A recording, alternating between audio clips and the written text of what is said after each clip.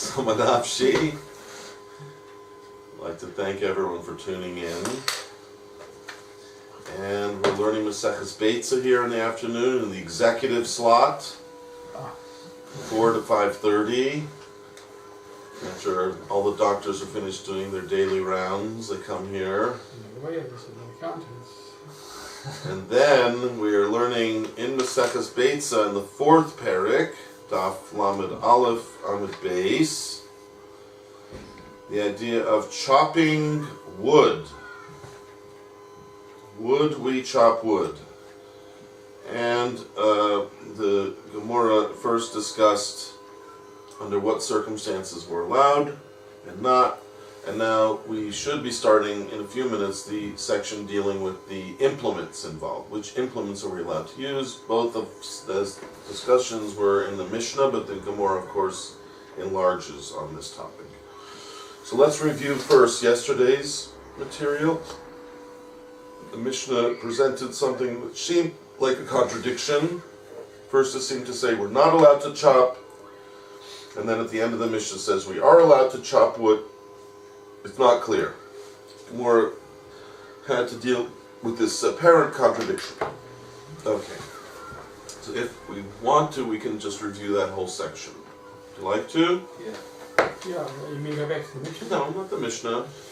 Unless we need to know the Mishnah for the Gemora. But the Gemora discusses the Mishnah adequately, and we have it clear. Just remember that in the ratio of the Mishnah it said two things. Don't chop wood, and then it added neither from the koros nor the korah that broke on Yom Tov. So, in a sense, there's three messages. Don't chop wood, which sounds like don't chop wood. And then it gives two examples, neither mean the koros nor from the korah that broke on Yom Tov. So that seems like one message, which the Gemara takes to mean you can't chop wood, full stop. And then the Mishnah seemed to turn around at the very end when it was discussing the different implements and said, well, there is one implement you can use when you chop wood. Well, that sounds like we can chop wood. So what's going on? The Gemara is bothered by this apparent contradiction and has to come to a new understanding of the Mishnah based on this to make it work properly. Okay, so who would like to read the Gemora? Who would like to read the Rashi? Let's divide up the labor. I'll read the Gemara. Onward. Reisha and vacuum cloud. Didn't say in Reisha we can't cut wood at all. So what? Now, normally the Gemara would say, you said over here one thing, you said over there another thing. Here the Gemara, to present the contradiction, just presents one statement. It's a hard contradiction to deher, as we call it in Yiddish, to understand what the contradiction is. Right? It's one thing if you present a contradiction, you present two statements that are contradictory. Here the Gemara just presents one statement, and it assumes you understand what the contradiction is.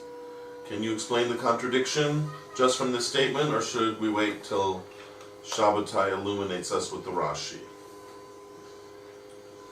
It says, on Mishnah the Reisha, it says not allowed to chop wood. Right. Not from beams of wood, and not from a beam, broken Yom Tov. Right. So the Gemara asks in there, it means you're not allowed to chop wood at all. You said, right, ha'amras means, didn't you say in the ratio you're not allowed to chop wood at all? Now you tell me you're only beams of beams of wood and... Okay, so the way you're understanding the contradiction is the first statement, you're not allowed to chop wood, and then it goes into koros and this and that. You say that's the contradiction. Yeah, that's what I'm saying. Okay. Well, there's a reason why I think the Gemara is not going to, Rashi's not going to interpret it that way, by the way. My hunch is because we see the answer of the Gemara. Sometimes when you see the answer of the Gemara, you see what the question was. Right? There used to be a game like that called Truth or Consequences. I don't know if you remember that game.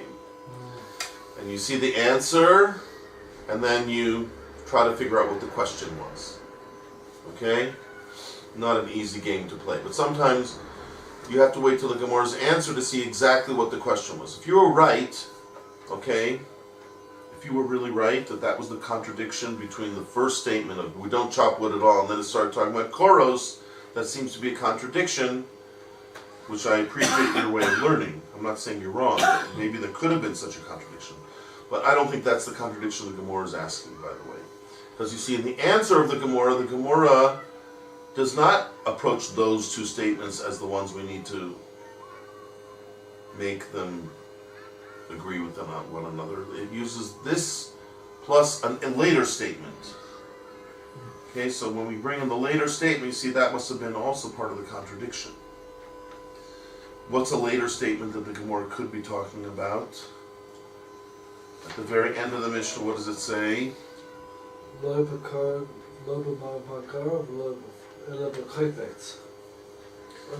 the last part of the Mishnah is discussing the general topic of what you're not allowed to cut with. Not the wood itself, but rather the implement you're using to chop the wood. And what general statement is the Mishnah making about the implements? These implements are kli umras, right? Okay, using Rashi's explanation, good. That Rashi says that the ones that you're not allowed to use, that the Mishnah forbids you from using, are because they're too similar to what professionals use, right? Okay, but the last one in the Mishnah, the kofitz, that's not a professional. So that's only used by the butcher, whatever. That's not considered a professional kli. So therefore, the Mishnah allows you to use it. But that's the contradiction.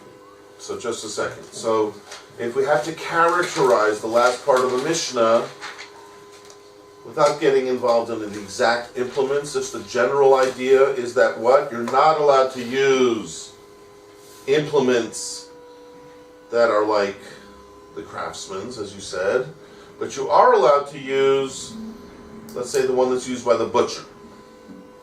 Okay? Yeshiva is a non-professional. Okay, good. So, assuming you're right, that's the shot in the last part of the Mishnah. So what are you getting out of the last part of the Mishnah? Can I chop wood or can I not chop wood? What would you say? You go to the Rav, and he knows this Mishnah, and you ask him, Rabbi, can I chop the wood? What would he say to you? You say you're not allowed to chop wood, but only if you have a non-professional. So you could say it depends, right? Remember, that's always the go-to answer. 99% of the time, if you say it depends, you'll be right. Because it does, it always depends. Right? Almost always, the answer will always depend on the particular details. So you say like this, it depends. Because if you want to use what? An implement which what? Resembles a professional kli, a professional implement, then the rabbi would say if that's the one you want to use, it's asur. But if you want to use one that it's what? Non-professional, and one example would be the butcher's knife, the butcher's cleaver, or whatever, then you could. So if a Rav would want to, right, if you would be a Rav, would you want to emphasize what's asur or what's mutter? What's mutter? What's mutter? So say it in that way. If someone comes to you and asks you, Rabbi Manel, can I chop the wood? I have a special stove for cooking. I have wood, but it needs to be chopped. Am I allowed to do that on Yom Tov? What would you answer? Depends. Depends. Good. You learned first lesson of the day. And what will it depend on? Depends on what kli you use. If it's a kli or no, so not allowed to. If it's not a kli. So you said it's more important to emphasize what's mutter. So say it in that way. If it's It would be mutter if you can manage to find a kli, it's not a professional. not a professional, right? And perhaps that would have to be a question which you might yourself have to consult a bigger authority. What about an axe? The axes that we have in our house, maybe that would be good, right? A regular small little hatchet, as they call it, right? Barrier hatchet, right? At wounded knee, right? So maybe that would be mutter, right? We have to figure out if the small little axes that we usually grind, right? Most people have axes to grind. Are they professional implements or non-professional? Non-professional. So I assume it's non-professional, right? But again, you'd have to ask a real big posik to find out. But if that's true, then if someone came to you and asked you, Rabbi Manel, can I chop wood? You'd say, with the small, the handy little hatchet that most people have in their house, you can do it. If he was a rabbi in South Africa, he'd say, no, let the boys do it. The boys chop wood. We don't chop wood. I don't think my father ever chopped wood in his life. It was always the boys to chop wood. Really? Oh, Schwarzes. that's right, yeah. Go on. Strong, Go eh? on, put 'em on. Well, I suppose that it No, depends. seriously, he had a chopper in the backyard. Just take this log and Well, the truth of the matter is, seriously speaking, you have to know how to ask a non-Jew to do work for you on Yom you Tov. don't ask him, you tell him. Well, that's the South problem. Africa. No, I'm not playing. That's the problem. On Yom Tov and Shabbos, you have to be careful not to tell him to do something that's usher. Well, you ask him the question, you haven't chopped the wood? He smiles. Possible. Again, you'd have to figure out if it was mutter according to the halachas of Amir, what's called Amir La'akum. The way you're allowed to tell a goy to do a job is not so simple on Shabbos and Yom Tov, but whatever. If you can find the way that's mutter, then yes, you could probably get around the problem that way, but it's not so simple that if it's an implement you aren't allowed to use, perhaps he is also not allowed to use it. You have to know. In any event, okay, so let's get back to the subject at hand. So, we have this Mishnah, right? Yes. And the Gemora is saying, you said I'm not allowed to chop wood at all. V'ha'amras. Didn't you say that we're not allowed to chop wood at all? Now, if there's a contradiction there, okay, you said one possibility that we're going to juxtapose that with the koros afterwards, okay? But the Gemara has a much simpler contradiction. What's the simple contradiction? At the end of the Mishnah you say, Chop wood. no, you just said it depends. Depends. Don't forget what you yourself said, the greatest rabbi, Rabbi Manel. So they'll be quoting him, You have to get used to it now. That's a shame. Okay? So, if someone comes and asks you, you're allowed to chop wood, what would you tell them if you want to emphasize the heter? Depends on. If you want to emphasize the heter, If it's a non-professional cleat, then it's good. so let's assume that the small hatchets that people bury in their house, that they use, right, that they have in the closet in their home, small little hatchets, that would be a non-professional implement. So then it would be Mutter. mutter. So could that be the contradiction the Gemara is asking? No.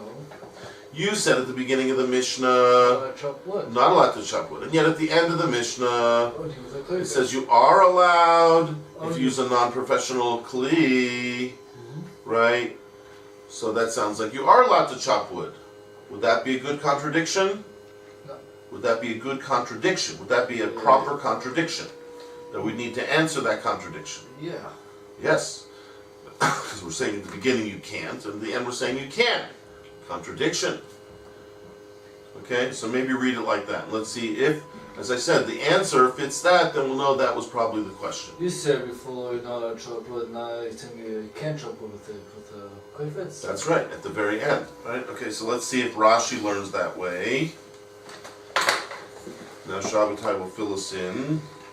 Okay. V'hamrat Resha Ein Mivak in Kalal. And in the beginning Of the of the Mishnah. Mishnah, it said you're not allowed to cut wood at all, chop wood at all. Right. Sabara. Rashi on the side, we read, says Savruha, So, which we said yesterday means what? some people thought that it's Yes, so we something say the that Gemora originally thinks. But it's It's called the wrong. Havamina. the Havamina. At this point in the Gemora, whoever's asking the question thought that what? The tema the Masnisin lahu Lav. Lav Mishum Muktzah, that the Mishnah presented this as a case of Muktzah, because of Muktzah. Lav Mishum Muksa. That it's not, it's not a case of Muktzah. It's not due to Muksa. Right. So who says it's not Mishum The Mishnah. No. Savruha. The people who thought to say. There were people who thought to say that they want that the time of the Misnisim, that the reason of the Mishnah is Lav Mishum Muksa. Who are those people? We'll call them the general masses who learn in the Beis Midrash in Bavel. Those who originally sat down to learn this Mishnah always used to think when they first started the Mishnah, till someone enlightened them, right? Like I actually told you a different pshat originally, but those who sat down to learn without a Rebbe teaching them exactly what to do, and they were going on their own hunch, they thought to say that the Mishnah was what? That time of the Misnisim was what? It was not because of Muksa. That's right. Not due to Muksa. Meaning, there is an Isser in the Reisha. But they did not think that that Isser was due to the problem of Muksa. There's a more serious problem in chopping wood. Not because only of Muksa. Okay, that's the first step in Rashi. To understand the question of the Gemora, you have to understand how those people who asked the question were thinking. They were thinking at that point when they asked the question that the pshat in our Mishnah is not, in other words, why is it usher at the beginning of the Mishnah? Not due to muksa, due to some other reason. No, so it's not Whoever asked the question of this contradiction, the way they were learning the Mishnah, which is why they thought they had a contradiction, was where they looked at the Mishnah and they thought that the reason of the Mishnah why it's usher in the ratio to chop wood was not because of an issue of muksa. There were other issues. It's in the ratio. the reason why you can't chop was not because of muksa. That's right. There was some other reason which the Gemora thought that that was the reason in the Mishnah, and therefore it was asking contradiction from the end of the Mishnah.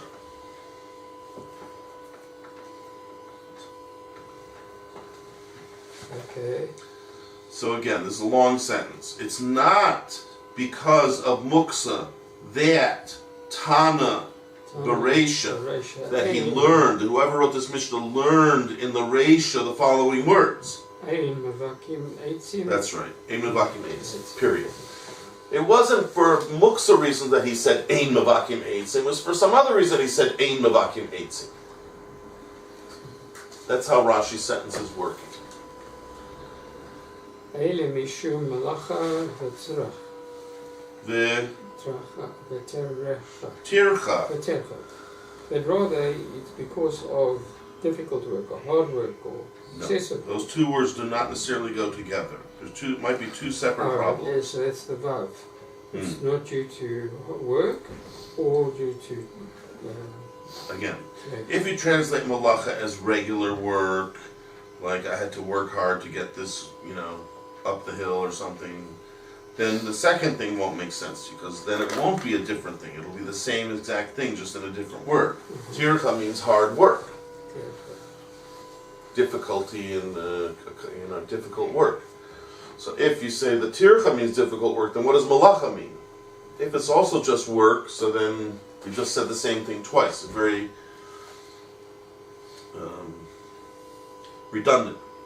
So we suggest that. But if we suggest, like we were saying yesterday, perhaps in the Havamina we thought there was more to the problem than just hard work.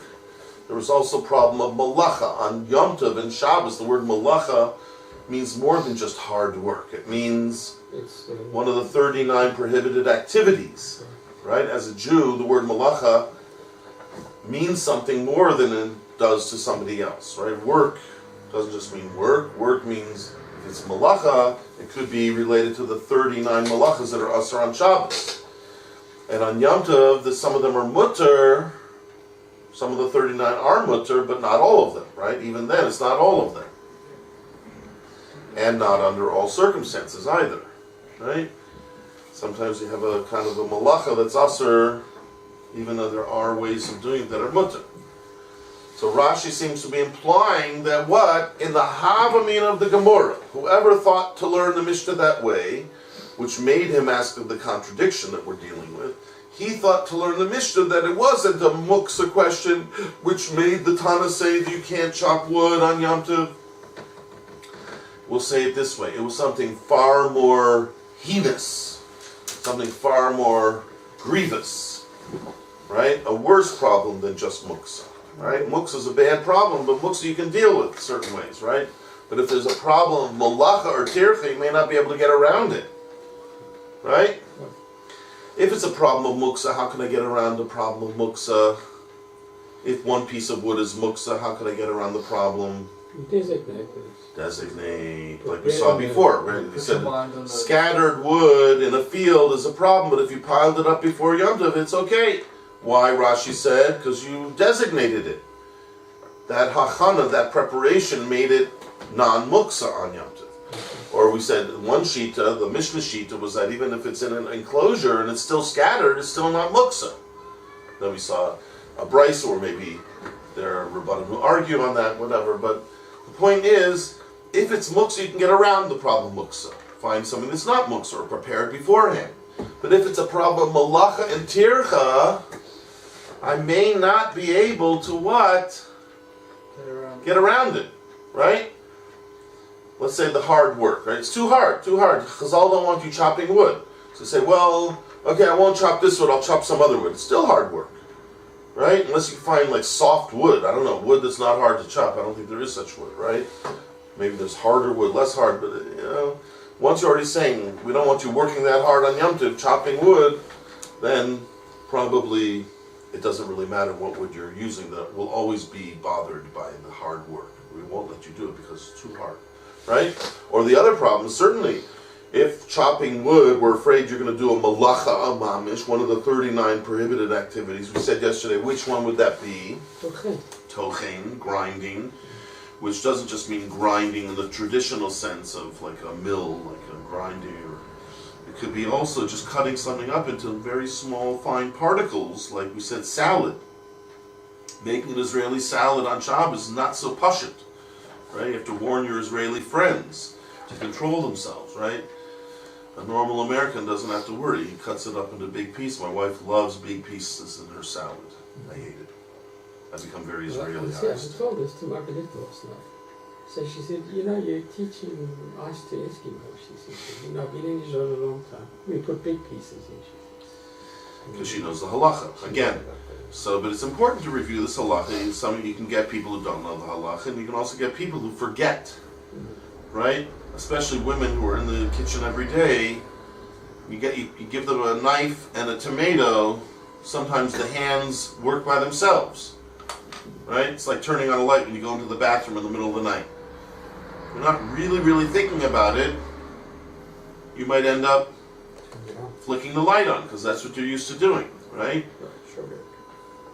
Okay, but still, that's why people tape their lights before, and they don't want to have even a malacha b'shogeg, right? On Shabbos, malacha b'shogeg, you still have to bring a korban. Even though on Yom Tov you don't have a korban, but still, it's, you don't want to do it. So, the point being, even when if a person says, I know the halachas, you still have to be very careful, because if you are used to doing it one way, you may end up doing it that way if you don't think hard enough. Okay, so if according to Rashi, what's the big deal if we say the Mishnah is telling you don't chop wood because of muksa, or it tells you because of malacha or tircha? We're saying now, it's a worse problem. Could mean, is it a small deal whether you say it's muksa or malacha, or it's a big deal? A big deal. A big deal. Why is it a big deal? Because if it's only muksa, You can say, you can designate. you can designate beforehand, or you find a piece of wood that's not muksa, like we said, there's certain wood that's not muksa, right? Yes. But if it's a problem of malacha and tircha, So you can't designate. it may be that you're not going to be able to get around it, right? You can't designate beforehand. What are you going to designate beforehand? This wood is not malacha. Thank you very much. You're not the one who determines it. Hashem determines if it's a malacha. Okay?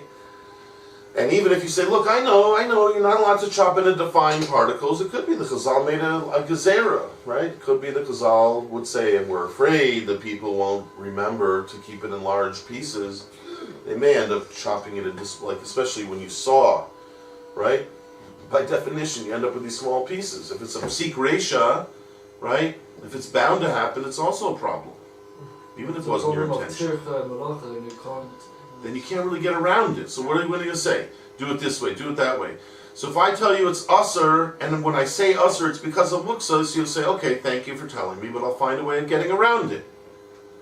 I'll find wood that's not muksa for some reason, right? But if you tell me you can't chop wood, and you mean not because of muksa, like Rashi's saying now, you mean because of malacha and tircha, then it's much more likely that when I said don't do it, I really meant don't do it at all, ever. Okay? That's why Rashi's stressing this, I believe. Because Rashi wants it to be that the first part of the Mishnah, when it said you're not allowed to chop wood, Rashi said klal. Or the Gemora actually said klal, at all. Now, why would you say that? If the problem was only muksa, would you say you can't chop wood at all? No. So if the Gemora understood that there's some kind of information at the beginning of the Mishnah that's telling you can't chop wood at all, Rashi knew he has to find a reason that's going to be ironclad. There's going to be a reason that no matter what, you're not going to be able to get around it. Because that's what it means. You can't chop at all. Whereas if the real reason in the Mishnah was because of muksa, then the Gemara wouldn't say, we think you can't chop at all. What do you mean you can't chop at all? You can't chop if it's muksa, but you can chop. If you find wood that's not muksa, you can chop. So Rashi knew he had to find a reason that was what? Going to fit with the Gemara. The Gemara is saying we see at the beginning of the Mishnah information that tells us what? You can't chop what? At all. So Rashi knows. I have to find a reason that matches up with that.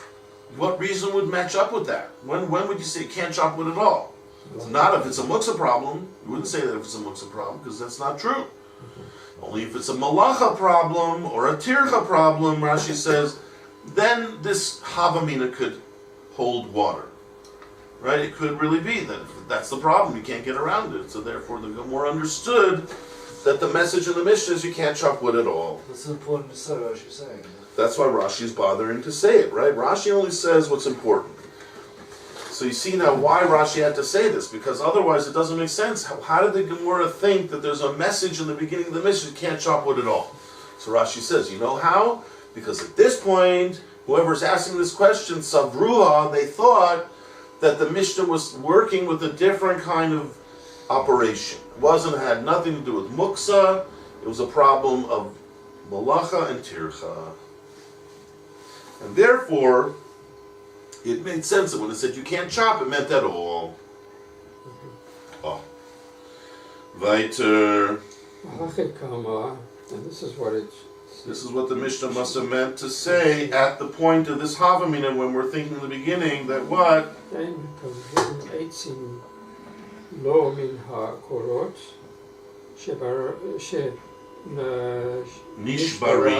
נשברים בערב יום טוב. So the first part when it said you can't chop wood, and then it brought the example of koros, you see, this was part of the contradiction, but not the second half of the contradiction, like you were saying, Sruli. This is still part of the earlier statement that we're going to say is a contradiction to a later statement. What's the first statement? You can't chop from the koros. Rashi says, you know what we thought that meant? Koros that broke when? Erev Yom Tov. Read it again. Hachi ka'amar. Hachi ka'amar, that's what the Mishnah means to say. Ein mevakim eitzim, and then it brings in koros. You know what it means? Lo mina koros what? That word erev is important. Erev Yom Tov. We're going to get to Yom Tov in a minute. Okay? So Rashi says, that's what we thought. We thought those two statements go together. We're not allowed to be Mavakim Eitzim Klal. And then it brings an example of koros. But what kind of koros? Not regular koros. Koros that were nishbarim. That are already firewood. Right, basically. They broke when? On Erev Yom Tov. That means it's not a muksa problem. And omdim lehesek. They're standing, meaning their main job now in life is to be burnt or to be fuel for a fire, basically, right? So if that's the kind of wood that we're talking about, and we're telling you not to use it, again, why would you tell me not to use it? There's no problem with muksa, so what's bothering you? Rashi says it's because of malacha and tircha. Okay? And then the second example of the Mishnah was not koros that were nishbarim b'yom tov. So Rashi says the second example... Sorry, can I ask a question at this point? Why the Erev Yom Tov? If it's Erev Yom Tov, then Because Rashi said we have to eliminate muksa. okay. If we don't eliminate muksa, we're into a muksa problem.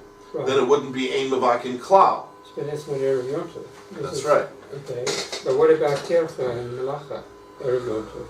No, there's no tircha malacha on Erev Yom Tov, Right. but now that I have that wood Yeah. that I know broke yesterday, Yeah.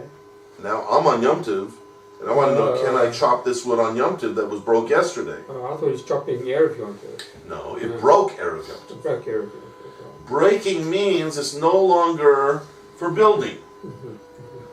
That meant, even though we're using the word koros, which we thought meant that's for building, right? Which the Gemora is going to say later. That is true. Koros are normally for building. But Rashi says, but if they broke on Erev Yom Tov, they're not for building anymore. You know, there's only one job they pretty much have left. To be fuel for fire, firewood, right? So Rashi says, so therefore we've eliminated the problem of muksa. So, but if the Mishnah is telling you can't chop these pieces of wood, and the problem's not muksa, then what's left? What is the problem? So Rashi thought it could be either malacha or tircha. Rashi either didn't want to decide, or said there's both of them are a problem. Oh, so he's basically taken Muksa out of the formula. That's right. That's what Rashi said the Gemora did. Rashi didn't do it himself. Rashi took the lead from the Gemora. Because Rashi said, once the Gemora said that when it said in the Mishnah, Ein Mevakim Eitzim, it meant klal, Rashi says, the only way the Gemora could have made that assumption, the first line at the top of the page, right?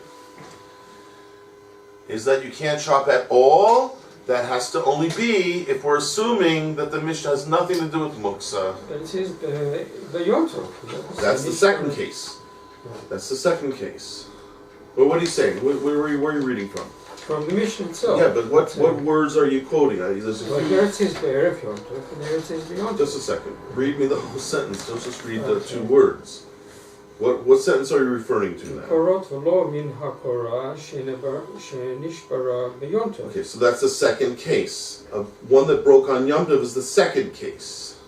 Right? Rashi's going to deal with that in a minute. Rashi's going to explain it's that. the second case, right? Okay. Well, what's the first case? Not mina koros. V'lo min hakoros. So Rashi says, at this point we're understanding it to mean also a korah that broke. But what's different than the first case and the second case if they're both cases of a korah that broke? The first case it broke on Erev Yom Tov. And the second case it broke on Yom Tov.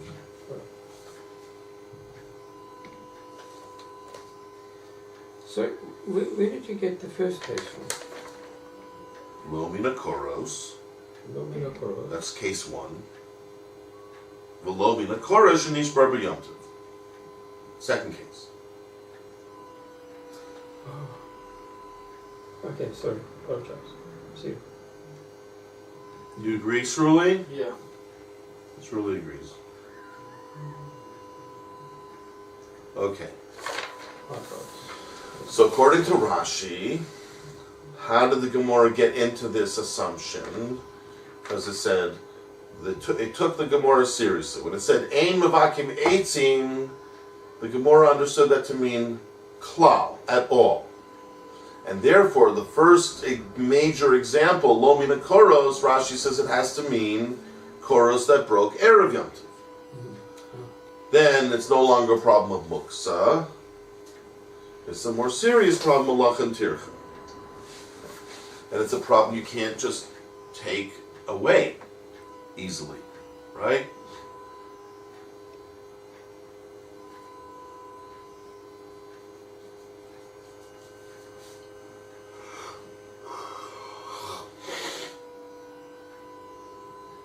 See, this is where I got mixed up because it doesn't actually say chopping the wood on Yom Tov. Where doesn't it say? Where are you quoting from? In the Mishnah, in the Gemora, what are you saying? Sorry, in Rashi. In Rashi, where in Rashi? So there are two cases. Yeah. The first is you're chopping the wood. We're not allowed to chop You're not allowed wood. to chop wood at all, okay? And it says that you're not allowed to chop wood on Yom Tov. No. Where are you reading from in Rashi? Which line of I'm Rashi? sorry, I'm back to the Mishnah. Ein mevikin eitzim lo min hakorot. That's the first case. Lo min hakorot she nishbara b'yontov. That's the second case. Right. So, okay, so I kind of like read it that you're not allowed to chop Erev Yontov, but it's clearly on Yontov. They're doing the chopping. Yeah. How's it wouldn't be a problem? Erev Yom Tov should be mutter, right? Alright. So there are sometimes halachas on Erev Shabbos, Erev Yom Tov, but they're not usually this type of problem. They shmosel. Hi. How are you? Hi. Good to see you. Good to see me too. Have you davened? No. Okay, there should be a minion in, I guess, 7-8 minutes. Put a chair up. Thank you very much for that. Shows Actually, I think a confidence. mincha. No. Shkia now is 5:15, so it'll be in like 20 minutes or something. 25 minutes maybe. I think. You've got to read this so carefully, you know.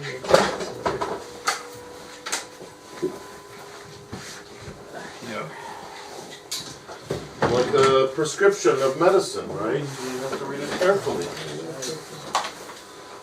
It says take 2 3 times a day. You say, well, I thought it said take 3 2 times a day. Yeah, what's the difference? I don't think Jack will be happy with you. Phone me in the morning. Yeah. Call me in the morning if you're still alive. That's right.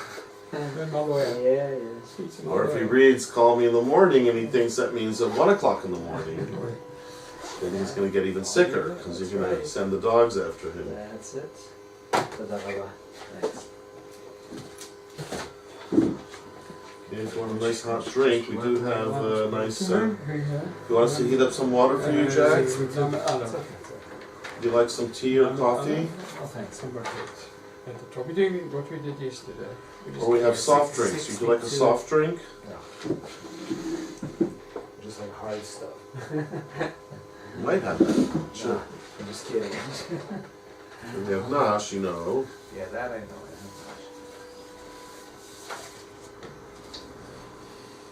I once saw a Gemora thing in different colors. Have you ever seen that thing? Yeah. I have a friend who did it, actually. He might be the guy you're talking about. A South African fellow, actually. Elon Cohen is his How did he name. do? He went through and he actually took a highlighter. I remember we learned in Telstone at the same night cola What once. was the upshot of it? What was the purpose Well, I of it? think what he does is, I've seen someone do it with grammar as well. Yeah. He took words and he colored the letters of a word to tell you if it was a prefix or a suffix, if it was part of the root or formative letter. It's very helpful sometimes. You don't see, you see the trees and not just the forest. You know, you start to make out the details of something rather than. So I suppose I don't remember the exact system he was using. I suppose that you could color the question one color and the answer another color, or one type of question one color. Because I saw it was advertised as a publication. Well, I said, my friend wrote a sefer, it's called the Untying the Knot or something. That's a lot of Well, I don't think he did it with every Gemora in the world, but he took certain prototype Gemoras and he showed you how to take it apart that way. And what was the upshot of it? What was the... Again, I know the general thing he did, I listened to, but the exact details, since I don't exactly have that style, I didn't actually look into it directly. But I know, I think he even let me, given me a gift when I was down in South Africa and I met up with him, and he finally had published it. I think he might have given me a copy. I might have one at home if you want me to bring it Sounds in. like quite a He's a good guy, very good guy. I remember, very orderly thinker, that kind of thing. I see. But I don't know how much he followed through. If he went through much of Shas and did it all, or just showed you examples. I can't remember. Even if you did a piece of it, it's still quite a... Yeah, I remember. As I said, at night, Kolo, he would sit there, coloring away, and it was kind of fun to watch. And he's obviously up to something important. Interesting. So you're on what, page 62 on the top? Yeah.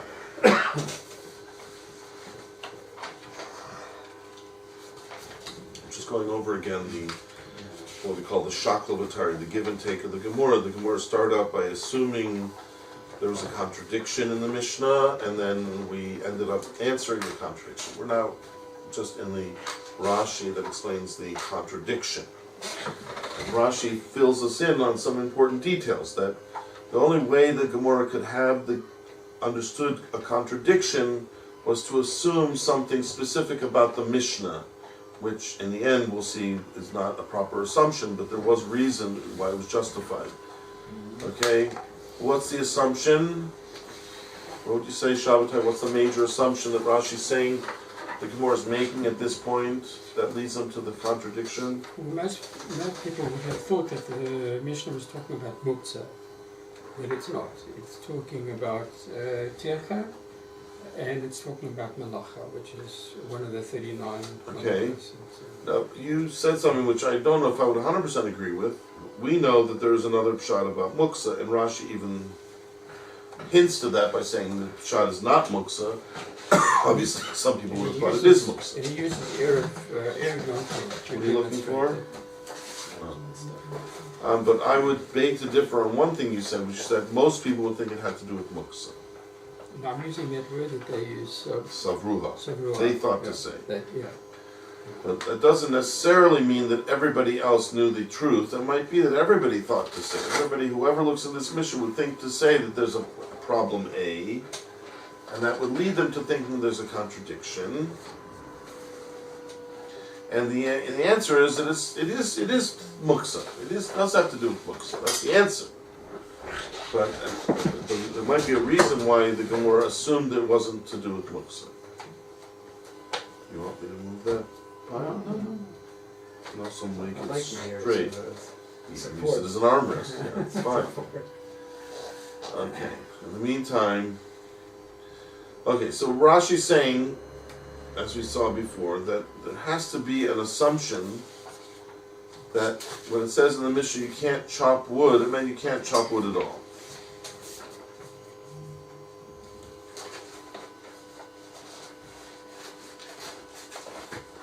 We explained it because if that's really true, that they thought it meant you can't chop wood at all, for various reasons, right? So then it makes sense that there was a contradiction, because the beginning of the Mishnah is saying you can't chop wood at all, but the end of the Mishnah says you can if you have the proper implement.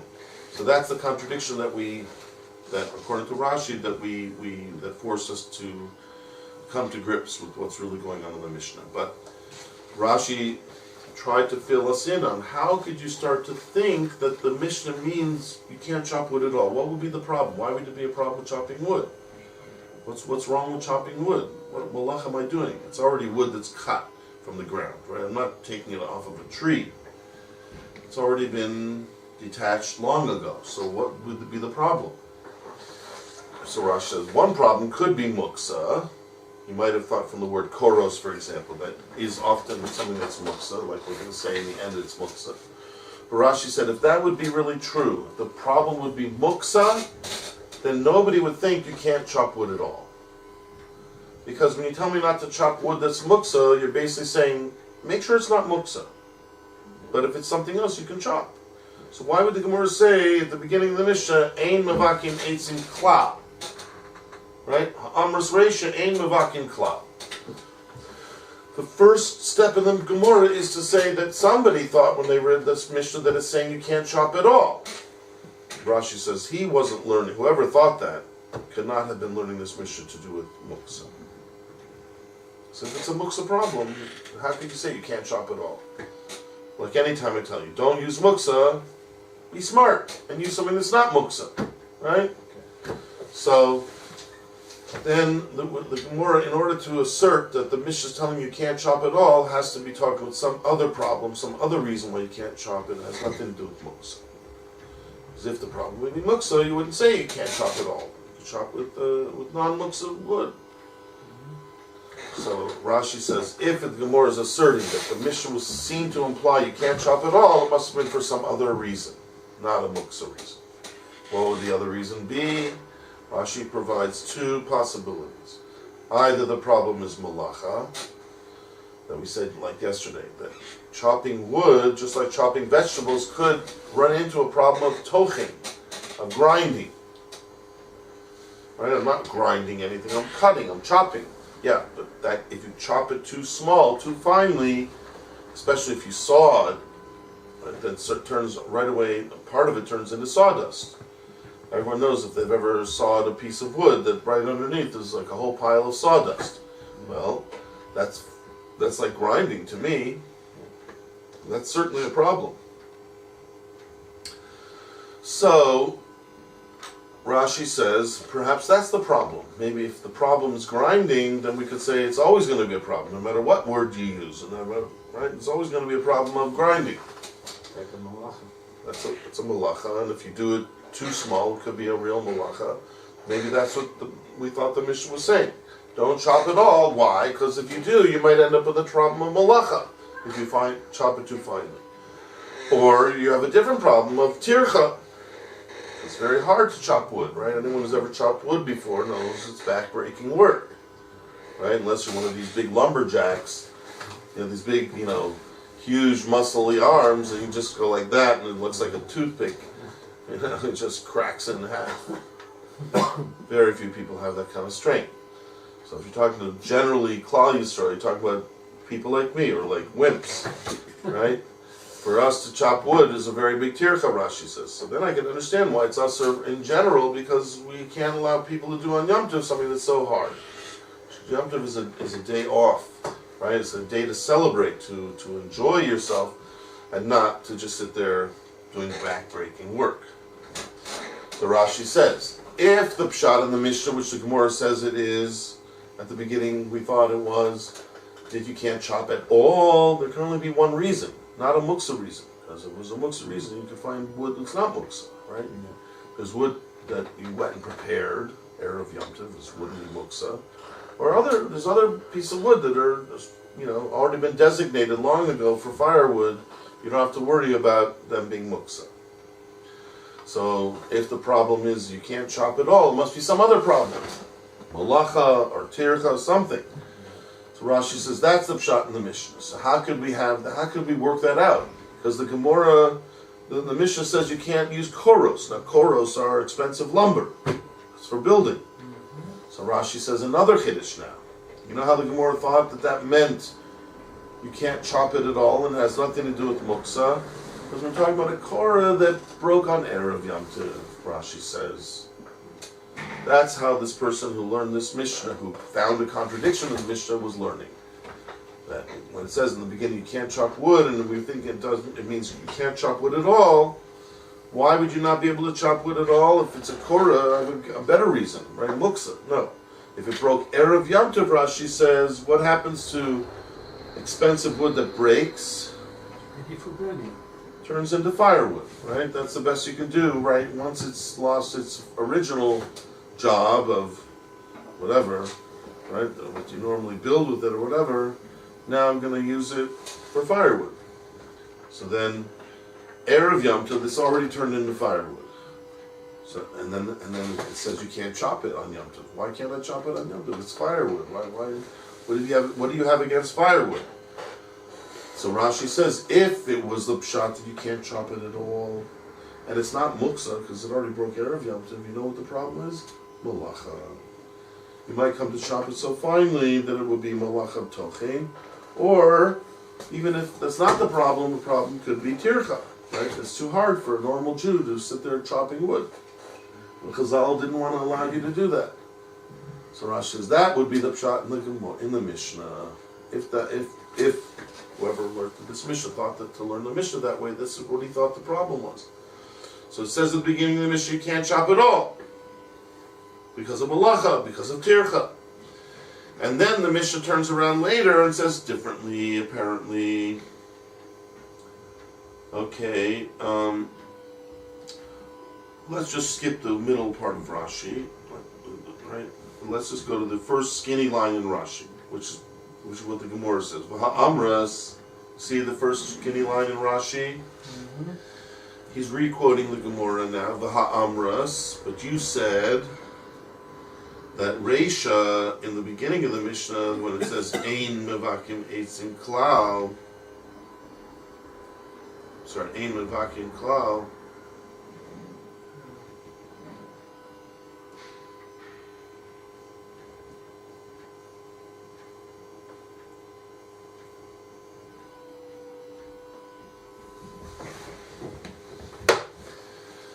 let's continue that part of Rashi. Amrus Reisha Ein Mavakim Klal.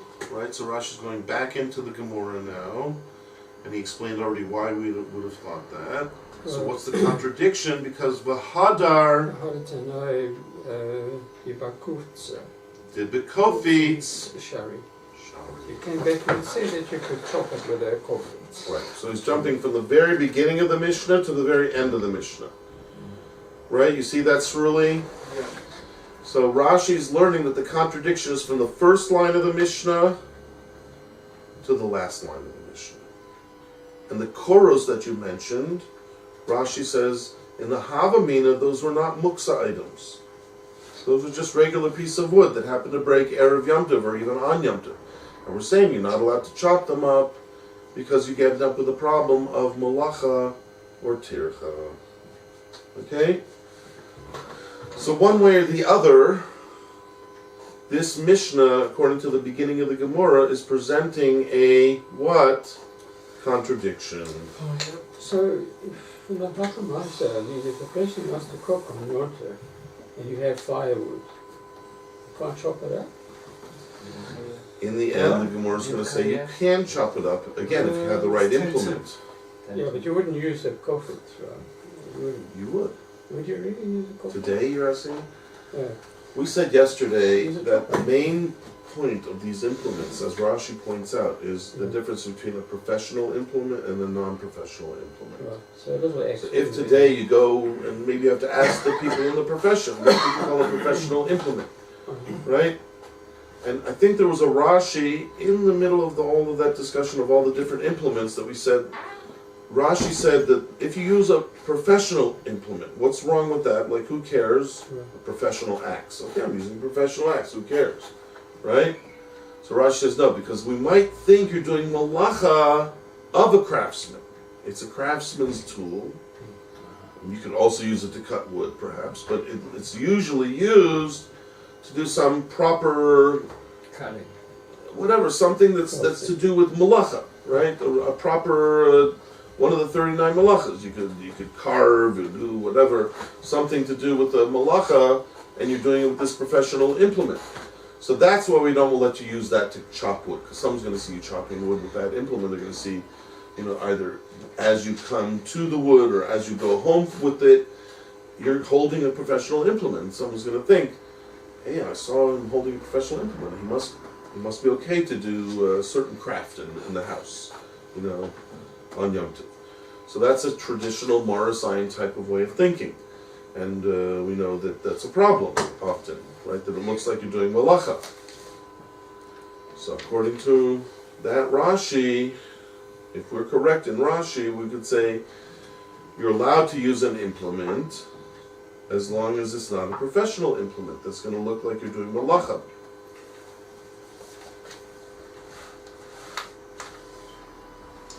So in the previous Mishnah, where it says you bring it from the carpath, right? If you have a key, you have a key, whatever. You bring it from the carpath and you can slip it and burn it. We don't do it. How would you do that without chopping it? How would you do what, sorry? How would you do that without chopping it? It allows you to remove wood from the carpath. I'm bringing wood home from the carpath. Yeah, and now you're going to use it to And cook. now I get home, Yeah. and I ask my wife, hand me the implement that's a non-professional implement. Okay. So she goes into the barn, and she gets the axe that's the non-professional axe. Oh, okay. And then you proceed to chop wood. Made in China. As long as there's no problem that the wood is muksa.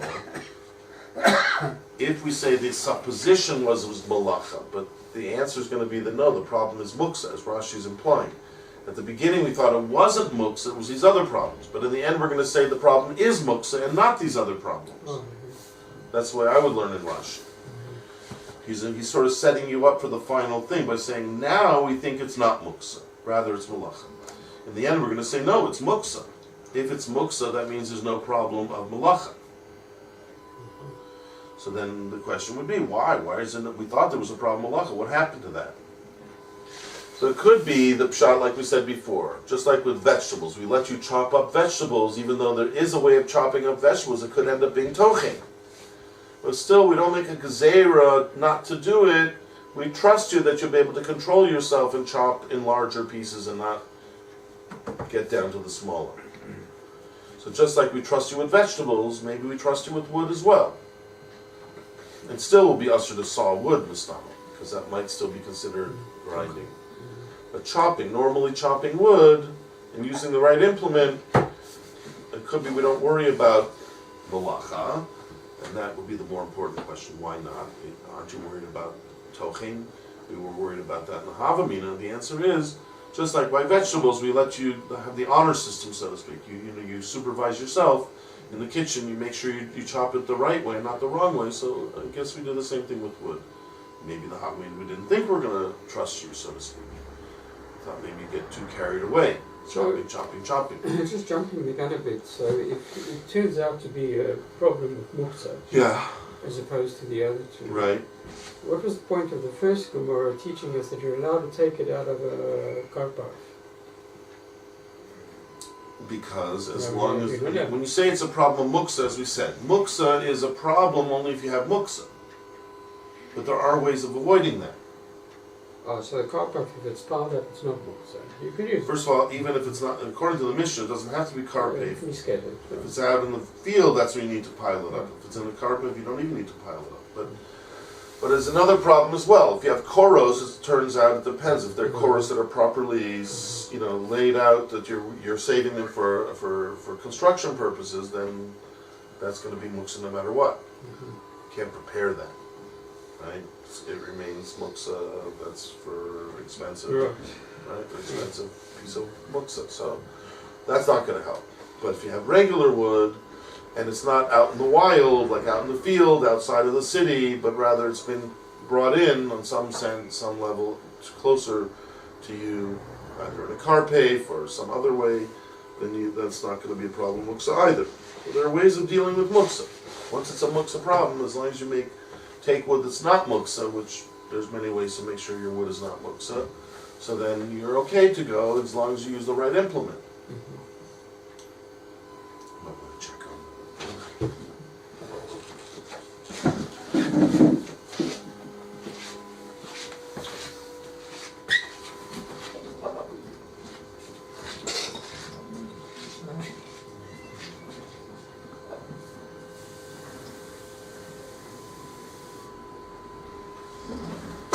Alright, are we good? Yeah. So, that's all just to explain the first few words of the Gemora, which the Gemora was very terse, but yet, in a few words, set up the whole kasha. Rashi had to do a lot more work to make the kasha understood.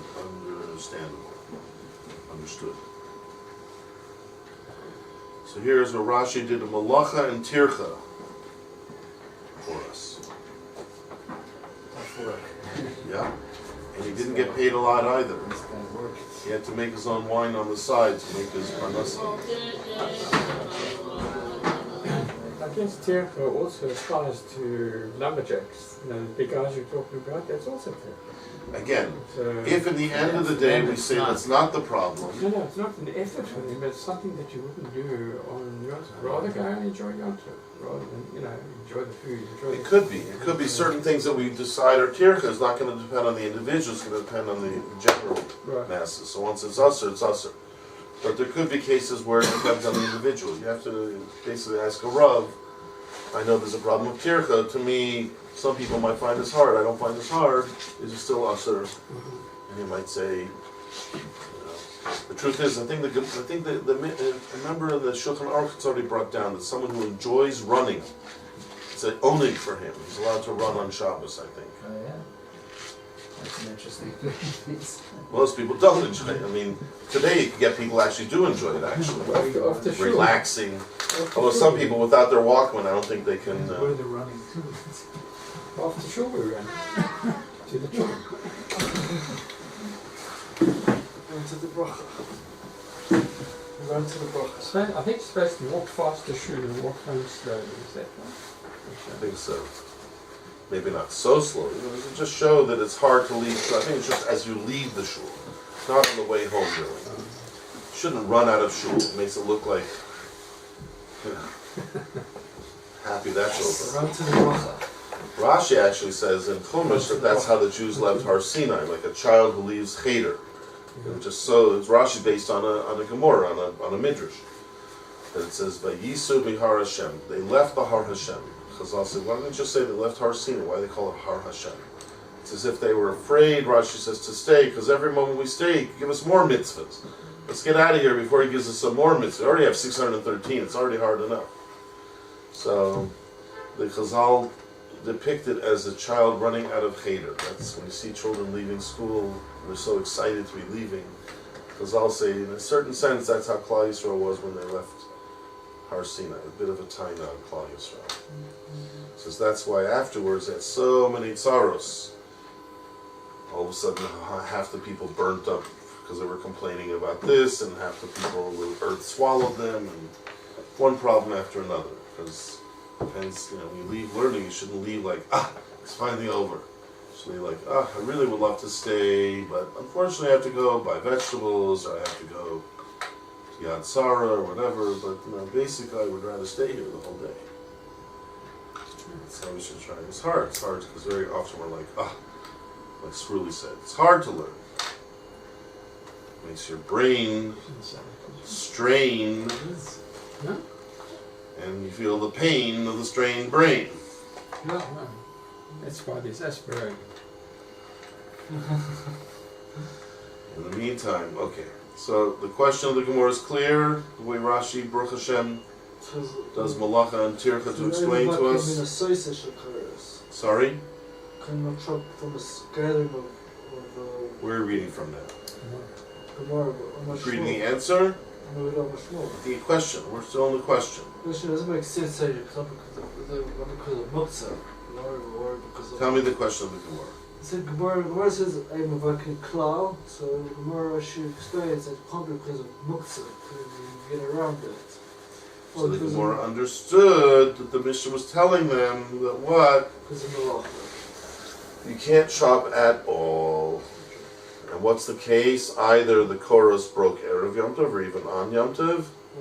And that's what's bothering us is not a question of Muksa, but rather a question of Malacha or Tircha. Okay. So the Gemara... Either the chorus broke on Erev Yom Tov? That Rashi gives... the Mishnah gives two different cases.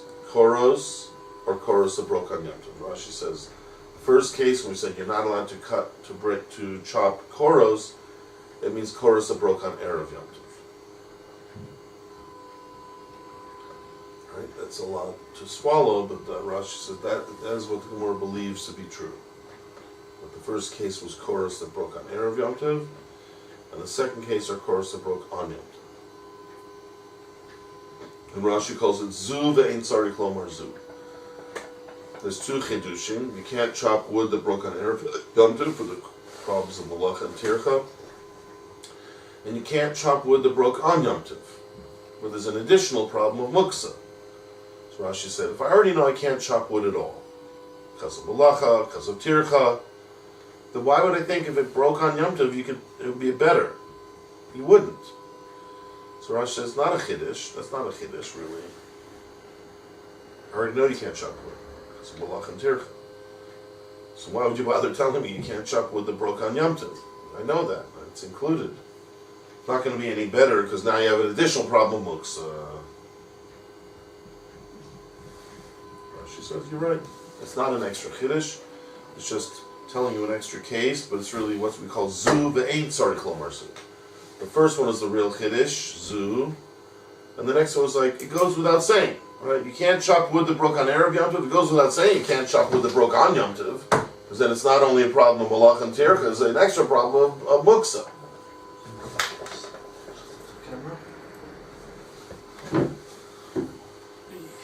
I'll step out for a moment as well.